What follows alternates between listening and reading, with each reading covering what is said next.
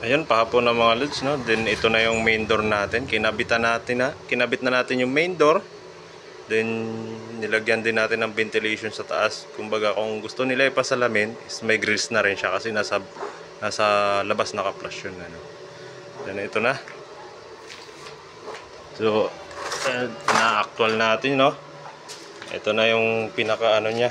Kaya binutasan na rin natin. See?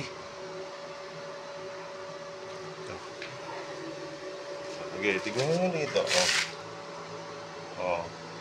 Yan ang kagandahan ng ina-actual pagkabit, mga lods. Diba? Talagang masusunod niya yung gawin ng pinto. Pero diskarte nyo yan. Kanya-kanya tayo ng diskarte. Minsan kasi pagkahamba mo na nauuna, talagang pagdating sa pinto, kakamot ka. Kaya kailangan mong tastasin yung pinto, iilutin kung saan igagawin. Ito na yan. Then lalagyan natin ng stopper to. Yung dito banda. Yan. So, ayan. Then ayun yung pinakataas. Yan. Baga may ventilation pa rin siya kahit pa paano, mga lods. No? Then pupukulan na lang uli natin yan.